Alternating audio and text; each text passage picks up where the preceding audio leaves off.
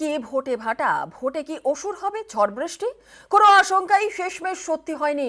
সকালে হালকা বৃষ্টি, তাতে স্বস্তি। উত্তরবঙ্গের ৩ জেলায় সকাল সকাল বুথে লম্বা লাইন। ১৯ এবং ২১-এর মতো ২৪-এও ৩ কেন্দ্রে ঢেলে ভোট।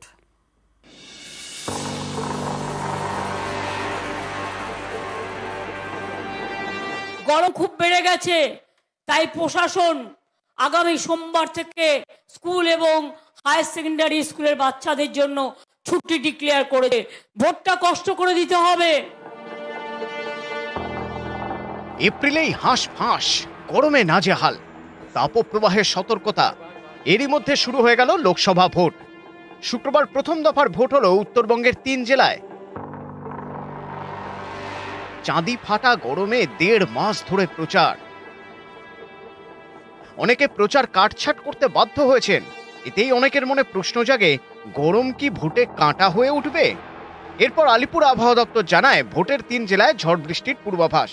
এর জেরে আশঙ্কা তৈরি হয়, ঝড় বৃষ্টি ভোটে ভিলেন হয়ে উঠবে না তো? এত তাড়াতাড়ি ভোট দেওয়ার কারণ হচ্ছে আকাশ মেঘলা এবং আমাদের বাড়িতে এই ভয়টা যে আছে, আমাদের এলাকার যে একটা ঝড় ক্ষয়ক্ষতি হয়ে গেল, এত তাড়াতাড়ি বাড়িতে চাপতে পারি, আমাদের তাহলে সুরক্ষিত থাকতে পারবো। আশঙ্কা সত্যি হয়নি। সকালে শুধু কয়েক পশলা বৃষ্টি, তারপর থেকে অনেকটাই আরামদায়ক পরিস্থিতি। তাই সকাল সকাল ভোটের লাইন। কি কারণে সকাল সকাল আসা? সকালে ফাঁকা থাকে, ওয়েদারটা ভালো থাকে, যার জন্য।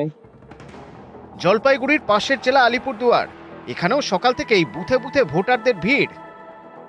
কিরকম আবহাওয়া, কেমন? আবহাওয়া তো ভালোই, যেরকম বৃষ্টি বাস্তা নাই, যাই হোক ভালোভাবে সুস্থভাবে দিতে পারছি, বা এখন ভালোভাবেই বাড়িতে যেতে পারবো। বাড়ির কাজ ঝামেলা থাকে। কোচবিহার, আলিপুরদুয়ার এবং জলপাইগুড়ি। শুক্রবার প্রথম দফায় ভোট হলো এই ৩ লোকসভা কেন্দ্রে। বেলা যত গড়িয়েছে, ভোটের লাইনে ভিড়ও বেড়েছে।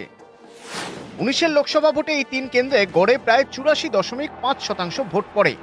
২১-এ ৮৫%। এবার গড়ে প্রায় ৮৫%।